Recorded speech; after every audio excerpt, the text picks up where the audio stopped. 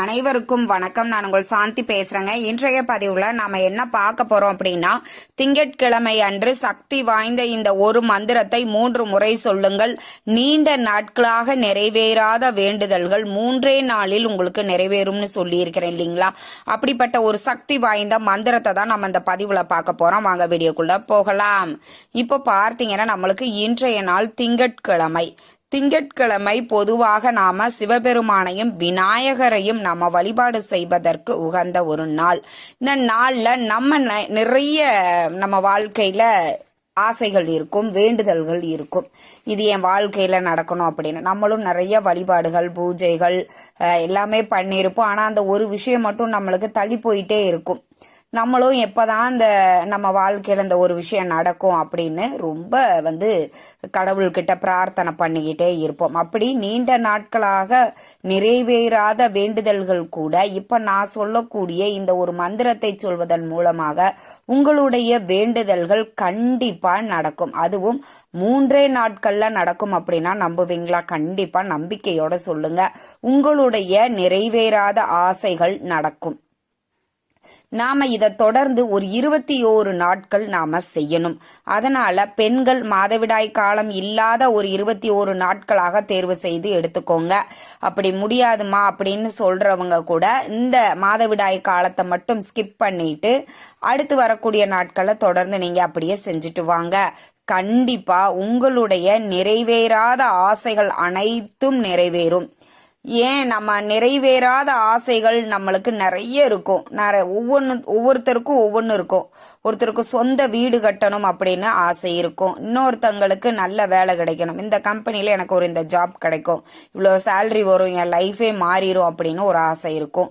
இன்னொருத்தங்களுக்கு குழந்தை பாக்கியம் வேண்டும், திருமணம் நடக்க வேண்டும் அப்படின்னு உங்களுடைய பிரச்சனைகள் இல்ல உங்களுடைய வேண்டுதல்கள் எதுவாயினும் அது கண்டிப்பா நடக்கும். கடன் பிரச்சனைகளை தீர்க்க வேண்டும் அப்படின்னு என்ன நீங்க வேண்டிக்கிட்டாலும் சரி, அதை கண்டிப்பா உங்களுக்கு நடத்தி கொடுப்பார். சரி, என்ன செய்ய வேண்டும் அப்படின்னா, உங்க வீட்டிற்கு அருகில் இருக்கக்கூடிய ஒரு விநாயகர் கோவிலா தேர்ந்தெடுத்துக்கோங்க. கண்டிப்பா எல்லா ஊர்களிலேயுமே இந்த விநாயகர் கோவில் அப்படிங்கிறது கண்டிப்பா இருக்கும் இல்லைங்களா? அப்படி நீங்க விநாயகர் கோவிலை தேர்ந்தெடுத்துக்கோங்க. அந்த விநாயகர் கோயில்ல இப்ப நான் சொல்லக்கூடிய இந்த ஒரு மந்திரத்தை நீங்க சொல்லணும். இதை வீட்டுல சொல்லலாமா அப்படின்னா சொல்லக்கூடாது, கோவில்ல தான் நாம சொல்லணும். அதை எப்படி சொல்ல வேண்டும் அப்படிங்கறதுல ஒரு சூட்சமமான முறை இருக்குது, வாங்க பார்ப்போம். இப்போ விநாயகர் கோவிலுக்கு நீங்க போகும் பொழுதே கையில ஒரு நல்ல தேங்காய், ஒரே ஒரு தேங்காய் மட்டும் எடுத்துட்டு போங்க. வேற நீங்க எதுவுமே செய்ய வேண்டாம். ஒரு தேங்காய் எடுத்துட்டு போங்க. உங்க வீட்டிற்கு அருகில் இருக்கக்கூடிய விநாயகர் கோவிலுக்கு போங்க. அங்க உங்களுக்கு தீபம் ஏத்த வேண்டும் அப்படின்ற ஆசை இருக்குதுன்னா தீபம் ஏத்தி வச்சுக்கோங்க. விநாயகருக்கு இப்ப நான் சொல்லக்கூடிய இந்த மந்திரத்தை அந்த தேங்காயை வச்சு 3 முறை சொல்லுங்க. ஒரு தீபம் ஏத்தி வச்சுக்கோங்க. 2 அகல் விளக்குல நல்லெண்ணெய் இல்லைன்னா நெய் விட்டு பஞ்சுத்திரி போட்டு தீபம் ஏத்தி வச்சுக்கோங்க. தேங்காய விநாயகர் முன்னாடி வச்சிருங்க. வச்சுட்டு ஓம் சர்வ சக்கர டம் டம் ஸ்வாகா, ஓம் சர்வ சக்கர டம் டம் ஸ்வாகா, ஓம் சர்வ சக்கர டம் டம் ஸ்வாகா அப்படிங்கிற இந்த மந்திரத்தை 3 முறை சொல்லுங்க. சொல்லிட்டு விநாயக பெருமான் கிட்ட மனதார பிரார்த்தனை பண்ணுங்க. உங்களுடைய வேண்டுதல்கள், கோரிக்கைகள் எதுவாயினும் அதை பார்த்தீங்கன்னா விநாயகர் பெருமான் கிட்ட மனதார பிரார்த்தனை பண்ணிட்டு அப்படியே அந்த தேங்காயை எடுத்துட்டு விநாயகர் கோவிலுக்கு முன்னாடி உடைச்சிருங்க. உடைச்சிட்டு வீட்டுக்கு வந்துருங்க. உங்களுடைய அன்றாட வேலைகளை நீங்க தாராளமாக பார்க்கலாம். இதை தொடர்ந்து 21 நாட்கள் நாம செய்யணும். ஒவ்வொரு முறையும் நீங்க போகும்போது தீபம் ஏத்தி வைக்கணும். அந்த ஒரு தேங்காய் எடுத்துட்டு போய் அந்த தேங்காயை வச்சுட்டு இந்த மந்திரத்தை 3 முறை சொல்லிட்டு உங்களுடைய வேண்டுதல் கோரிக்கைகள் 21 நாட்களும் ஒரே வேண்டுதலை தான் நீங்க பிரார்த்தனை பண்ணணும். ஒவ்வொரு நாளைக்கும் ஒவ்வொன்றும் நீங்க வேண்டிக் கொள்ளக்கூடாது. உங்களுடைய வேண்டுதல்கள், இந்த விஷயம் என் வாழ்க்கையில் இப்ப நடந்தே தீரணும் அப்படிங்கிற ஒரு வேண்டுதல் இருக்கும் இல்லைங்களா? திருமணம் நடக்கணும், குழந்தை பாக்கியம் வேண்டும், இப்படி எதுவாயினும் உங்களுடைய ஏதாவது ஒரு கோரிக்கையை மட்டும் விநாயகர்கிட்ட முன் வச்சு பிரார்த்தனை பண்ணிட்டு தொடர்ந்து 21 நாட்களும் இதே மாதிரி செய்யுங்க. 21வது நாள் என்ன செய்ய வேண்டும் அப்படின்னா, சர்க்கரை பொங்கல் இல்லைன்னா பொரி உருண்டை, கொழுக்கட்டை, சுண்டல் அப்படின்னு ஏதாவது ஒரு நெய்வேத்தியம் செஞ்சு எடுத்துட்டு போங்க. அதே மாதிரி தீபம் ஏத்தி வச்சுக்கோங்க. நெய்வேத்தியமாக அங்கே இருக்கக்கூடிய குருக்கள்கிட்ட கொடுத்தீங்கன்னா அதை விநாயகருக்கு நைவேத்தியமாக படைச்சிட்டு அந்த பிரசாதத்தை வந்து அங்கு வரக்கூடிய பக்தர்களுக்கு நீங்கள் கொடுங்க. 21வது நாளும் 21 தேங்காயை வந்து விநாயகருக்கு உடைக்கணும். அதை தொடர்ந்து 21 நாட்கள் வந்து நாம செய்யணும். அதையும் நீங்க ஞாபகத்தில் வச்சுக்கோங்க.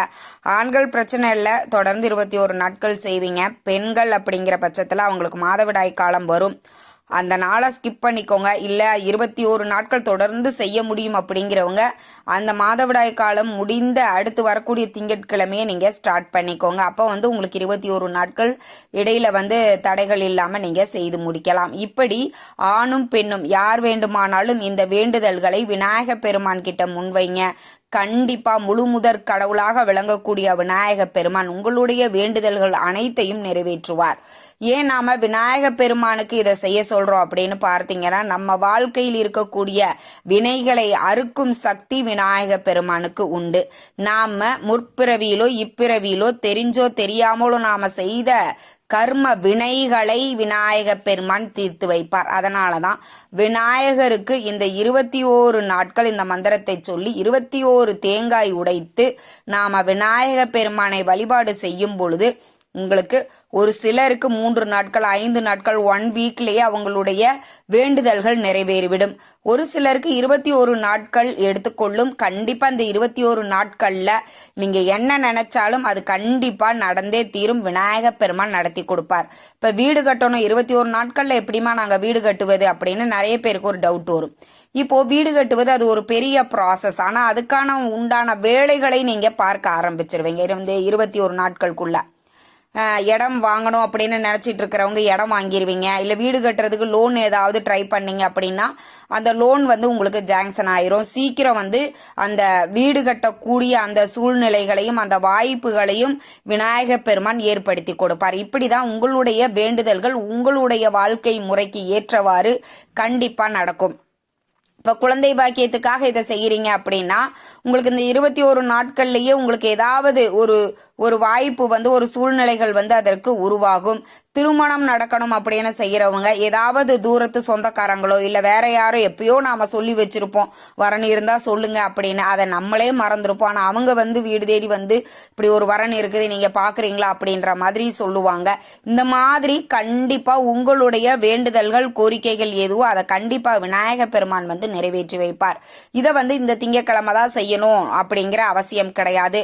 உங்களுக்கு எந்த திங்கட்கிழமை வாய்ப்பாக இருக்குதோ அந்த திங்கட்கிழமை நீங்க ஆரம்பிச்சுக்கலாம். இந்த பதிவை நான் ரொம்ப லேட்டா அதை அம்மா பாக்குறேன், எப்ப பார்த்தாலும் சரி வரக்கூடிய திங்கட்கிழமை நாட்கள்ல இருந்து இதை நீங்க ஸ்டார்ட் பண்ணுங்க.